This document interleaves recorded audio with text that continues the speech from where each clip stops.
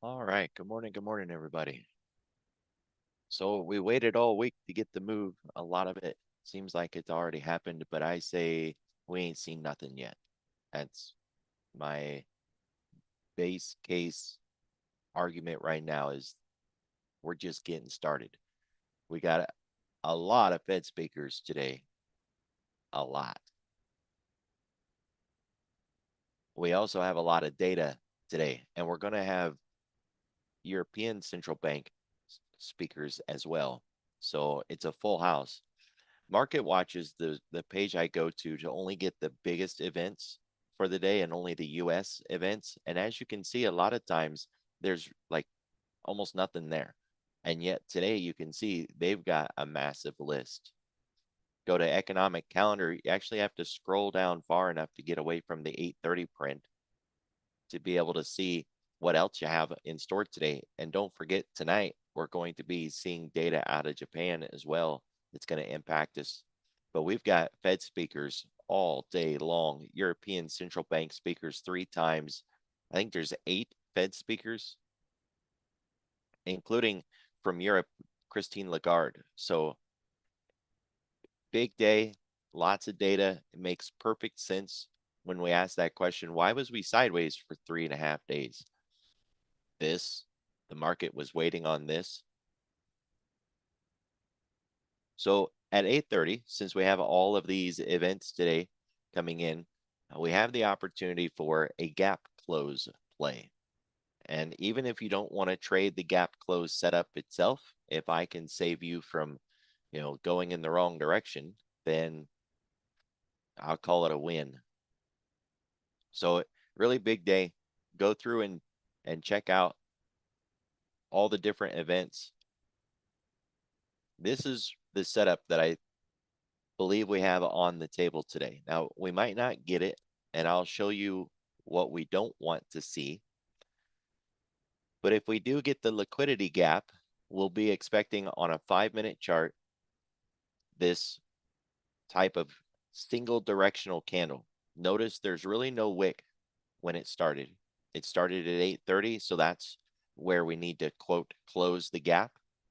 And it ended in the farthest edges of its range. It didn't come back to the middle. It didn't come back to where it started. It closed farthest away, built a little bit of a base, and then it came back and it got the gap closed. That's exactly the kind of move that we want to see. Here's another example to the upside. Almost no wick on the starting point, closed near the other end. Didn't really base all that much, but it got back by 10:30, 11 o'clock again. So another example, this one's on CPI. We closed in the upper portion, no real wick on the other side. A little bit of a pause where the price just basically chopped inside the wick of the previous bar. Then we continued a little bit more before building a base, came back and got the gap closed before 11 o'clock. You're starting to get the idea, right? It's the same thing over and over. This is what we don't want to see. So here's non-farm payrolls from February 9th, and price fell all the way back down and closed near the midpoint. It also had a reasonably decent wick on the other side. We don't want price to make this fall back. And hey, it did close the gap, right? So technically speaking, that still worked. It's just from a tradable opportunity, this isn't what I want. Here, there's another example of what we don't want to see. Big wicks on each side. Price basically came down to where it started. The next candle closed the gap. There's nothing to trade here. It's another example of what we don't want to see. Price came really far back towards where it opened. The next candle closed the gap. This isn't what we want to trade. Another example, this is not what we want, right? So I'm not saying that you can't trade something else or that the market won't be tradable if we don't get this setup. That's not my argument. The gap close play is a really good trade setup, and it happens all over the place when we get data at 10 a.m., if we get data at 12:30, and even when things close at 3 o'clock in the afternoon, because a lot of the markets close at 3. We can get these gap close setups all over the place. So when you begin to recognize them, you begin to recognize an opportunity to trade. If they don't form correctly, you don't want to trade them. You can use them for analysis. You can set up levels off of these because they are event candles, so we can measure them and project their moves, but it just doesn't give us the gap close play setup, right? So at 8:30, because we know we have econ today, we know when one of these events could happen and give us one of these candles. And as this picture shows, you can get these things throughout the trading day in the Globex overnight, regular trading hours, different markets. This isn't just for the futures. That gap that was opened at 10 a.m. stayed open through the day. Then we had another one open at 12:30, which was closed before 1.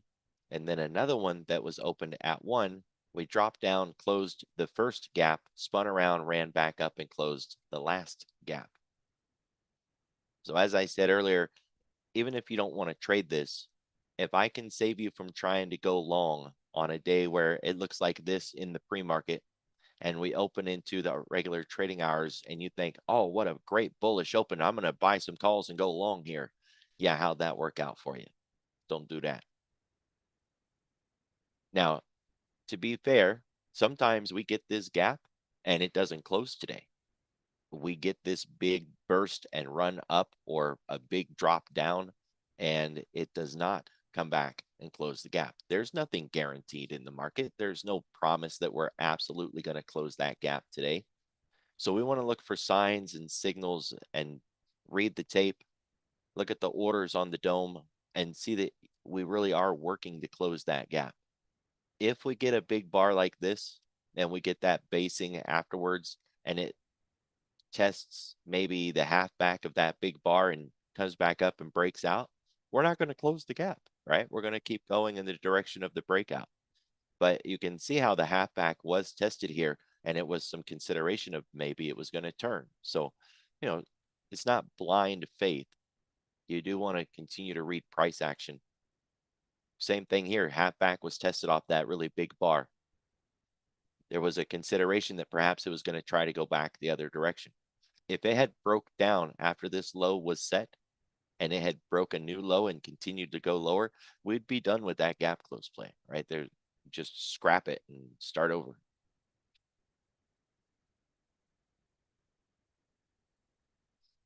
So we got the initial move in the overnight. We're already at the ADR half. Before we get to those ADRs, however, the call wall 5807, the put wall looked like it was rolled up. So I consider that a bit of a bullish bias. It doesn't feel like it was rolled up because it didn't move very far, but it is rolled up. We're going to end the quarter, and so we're going to have some options impact from that, which Spot Gamma has been doing a really good job of talking about. I expect when we do get the AM briefing this morning, they're going to talk about it some more. Once the JP Morgan caller is gone, that 5750 level in the SPX is going to probably no longer be such a significant data point. But seeing that put wall roll up even a little bit, I do consider a bullish bias from that. We continue to see the volatility trigger move a little bit higher. Doesn't seem like much because it's a slow move. And the gamma index ticked up just a little bit as well. So both of those have risen a little bit. But that call wall is in our way. Really want to watch that zone today and see if that call wall gets rolled up and by how much.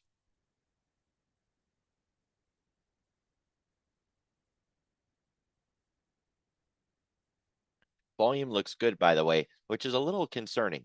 We've got all of this economic data today. The possible government shutdown, I believe, is done. All the president has to do is sign their continuing resolution, and it should get us into December.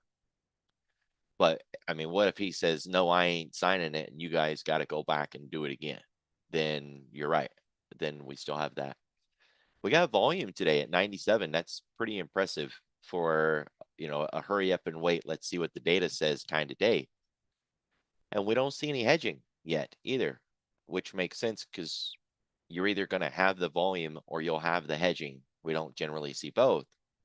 So a little surprised that we are seeing the volume and not seeing the hedging.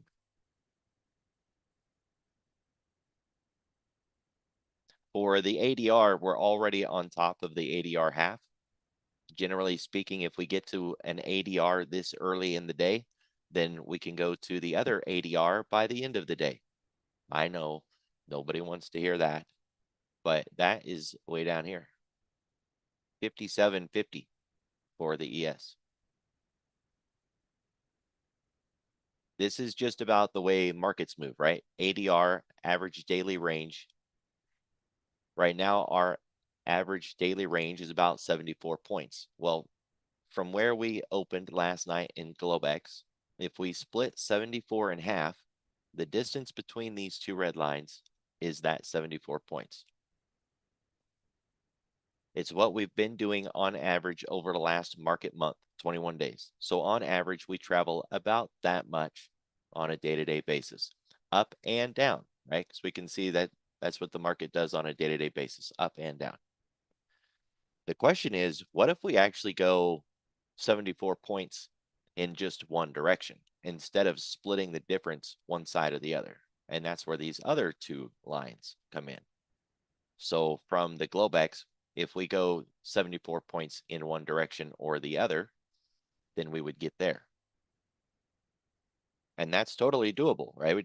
We hit those ADR lines all the time. The question right now is, are we going to continue to move to the upside and go ahead and get into that other ADR? Or are we done and we come back to the other side? Since we're waiting on data, there's no way to guess or assume or theorize that, oh, we're going to work our way up to the yellow line. Who knows when we got econ on deck? That can shoot us all over the place. But over the years, I've noticed that if we get to the ADR really early, it opens the door for us to go to the other side by the end of the day. Can't tell you how many times I've caught that, right? That I've said it in a morning briefing when we're on the low end. Hey, don't be surprised if we're on the other end by the end of the day, and that's where we end up going. It may sound bearish to say I think we're going to go down there, but to me, it's just market mechanics. We can't continue to move in a straight line in one direction, right? We have to have a two-sided market. It wouldn't surprise me if we come down to this level, but we dropped down a number of times in the last week, and we've rallied back up off of those levels too. So that's why I wouldn't necessarily consider it overly bearish. We're still just stuck waiting on data. These pivot points and levels and CPRs and footprints, and none of it would matter when we get that data. The data is just going to drive us. Now, I talk about these central pivot ranges every day. It's a floor pivot with a calculated channel around it. And I mentioned that when they're narrow, if we break out, we likely continue the run. And I've said before that these channels can get so narrow that you don't even see a channel at all. Well, that's what we have today.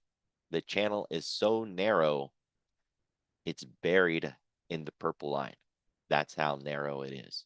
So these days, when I say, yeah, it's kind of narrow, but it's not as narrow as it could be, now you know what it could be, because that's as narrow as it gets.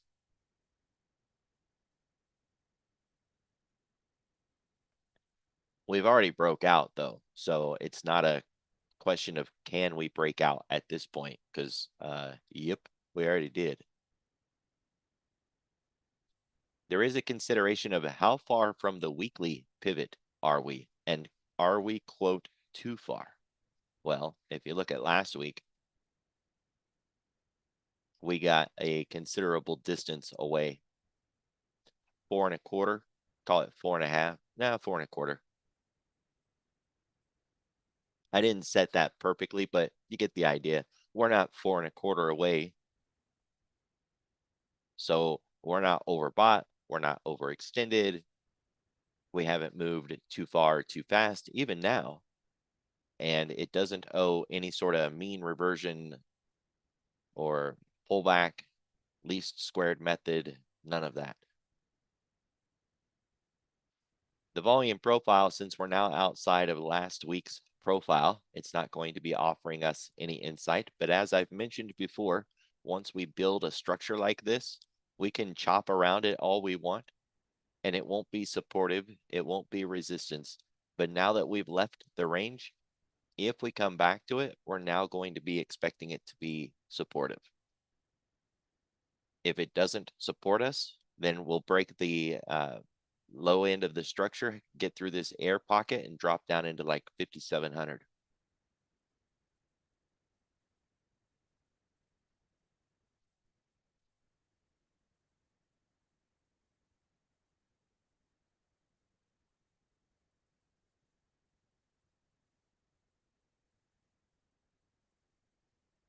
All right, 10-day, 30-minute volume profile. As I mentioned the other day, we're really not going to see anything on this anytime soon. This point of control isn't going to move. And as long as we're hovering around that level, then it's going to be more of a magnet and less of a support and resistance level. But now that we've left the zone, just like on that weekly profile that we were looking at, this will mean that 57.73 needs to be supportive when we come back, or we're going to drop through that air pocket.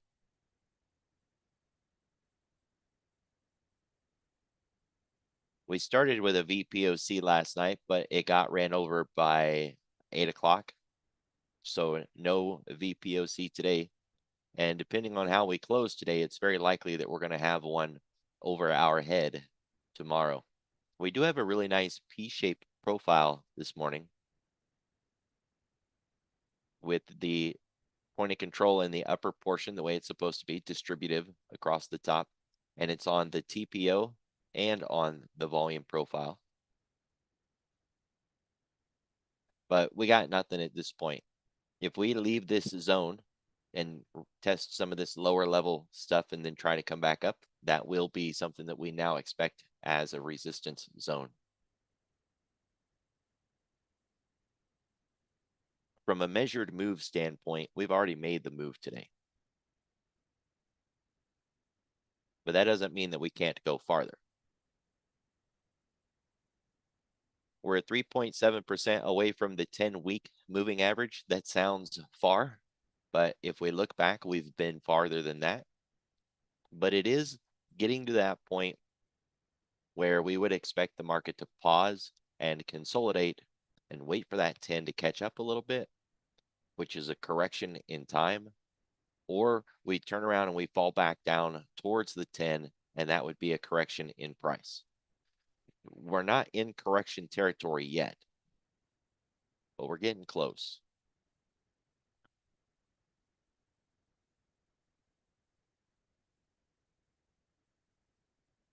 Shouldn't have did that. We need that. 1.3% above the 10-day moving average. Again, that might sound extreme, but if we look back, we've been higher than that before. And for extended periods of time, right? Like a week and a half, 2 weeks where we just stayed above it. Having said that, 1.5 is generally the line in the sand that we want to stay underneath. So we're getting kind of close to that level. If we get above 1.5, then we're getting into an area where we're starting to be overbought.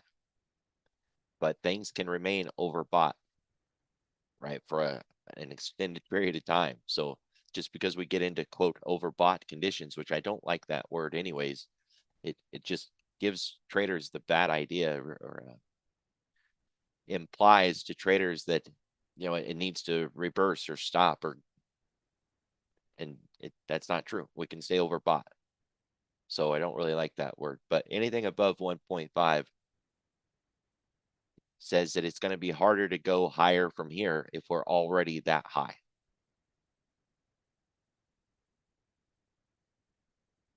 We have the weekly expected move at 58.42. We're supposed to close inside this box 80% of the time. In periods of high volatility, that number goes down. It's one of the tells that we have that volatility is picking up, so that we continue to close outside the box. The last time I counted how many box we closed inside of over the last 10 weeks, it was 50-50, right? So I don't count every single week that is on the chart. That's just crazy. Just count back the last 10 weeks and ask how many times on Friday did we close in the box or outside of the box. And the number is supposed to be 7 out of 10. If this was any other market, for the S&P, it has such an accurate expected move that it's actually 8 out of 10. If we're not doing that, then we're slipping. That can be because they're not pricing the volatility into the options market, so it's not showing up in the options chain, and then it doesn't show up in the expected move. It's one of the reasons. The other one would be that an event happens and takes us out of the box that they weren't able to anticipate. It's those known unknowns, right? Like GDP, CPI, non-farm payrolls. Those are known unknowns. We see them coming. You get, a war kicking off out of the blue, airplane crashing. Those are unknown unknowns and can spike us out of the box too.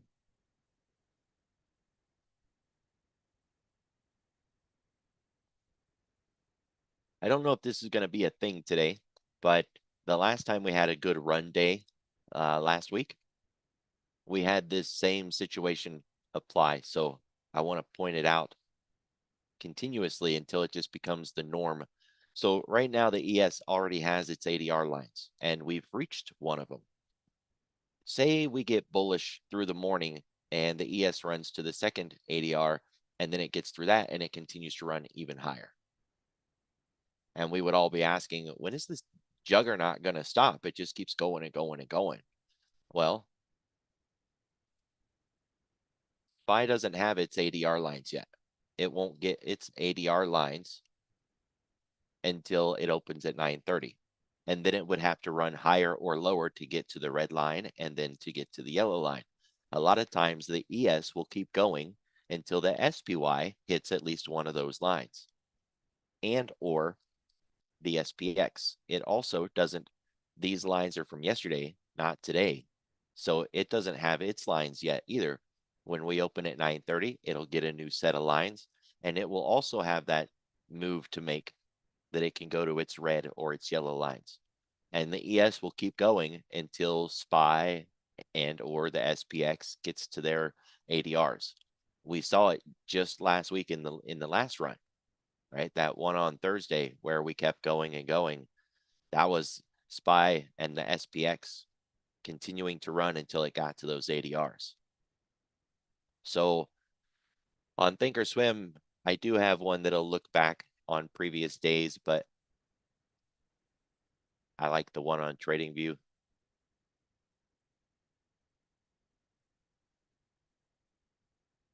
There we go. Last Thursday, after the FOMC, we were already at the yellow ADR even before the market opened that day. Then we got into the open and we just kept running anyways, kept going, kept going. And the question was, when is this thing going to stop?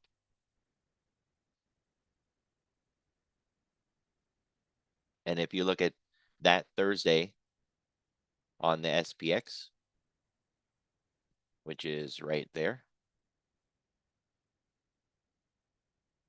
it's that same 3-bar reversal that we were looking at on the ES, right? That swing high. It's a very, very pretty swing high right there.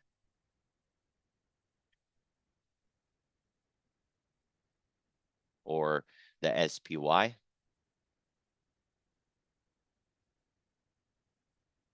I don't even think we got there. There was Wednesday, and then there was Thursday. SPY didn't even get to its ADR. It was the SPX that day. We ran until the SPX hit it, and that was it. All right. So I don't know that this is going to happen today, but we're already at one of those lines in the ES. And if we do end up getting a running day, you're asking that question of, is it done yet? Is there any room left? Can I get in and get another bite of the apple? Check all three of them and make sure that we haven't hit at least on SPY and ES or SPX and ES. Because if not, that's one more tell that says we could keep going. It's not saying that we're going to keep going, just that, hey, we haven't hit that yet. So, we still have upside move left. Really no reason to take too deep of a look at the things that are up or down now in the pre-market, not today. With all of these events that are going to hit between now and the 9:30 open, things that are up may be down by the 9:30 or vice versa. So you can take a glance at it, look at the sectors that are up or the sectors that are down. Energy, for an example. I was just listening to Florida is about to get hit. So if I haven't had a chance to look yet, but if that gets into the Gulf, starts messing with, oil again, production, we could see crude and energy spike back up. Otherwise, there's a lot of peace talks, like a 21-day ceasefire.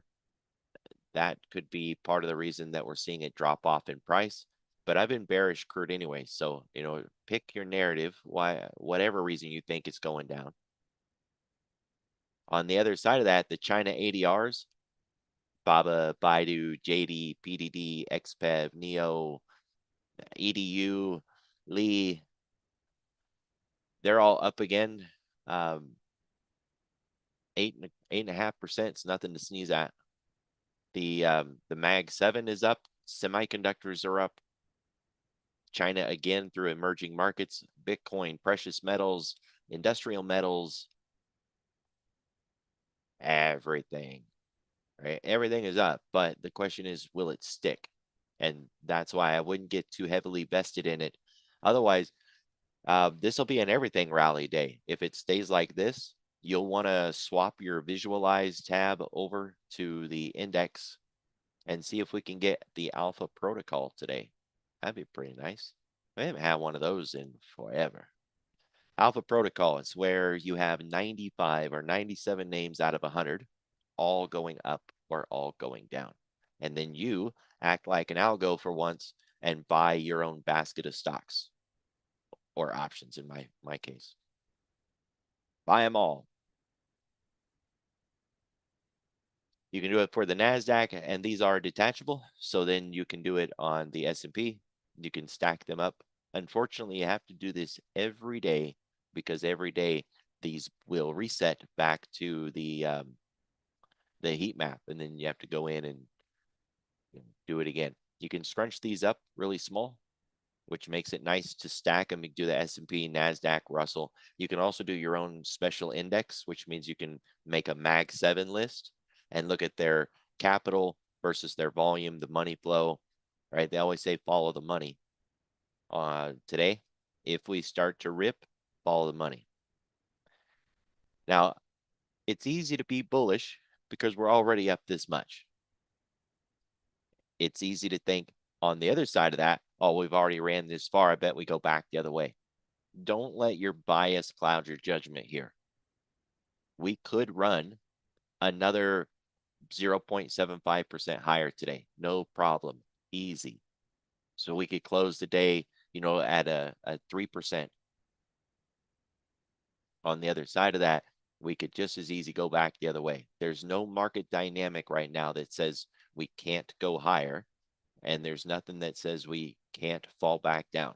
So let the data come in, give us the direction, and then we'll trade what we get, right? Level by level. And hopefully with a really nice event candle. That one candle, you can square it out and project its levels on both sides, bullish and bearish, and get prepared for the trading day just from that one candle. Even if it's not a gap close candle, as long as we get that big event bar, we've got something to work with. That's what I got for you guys today. Watch the clock. Be careful. Be safe. I'll see y'all tomorrow.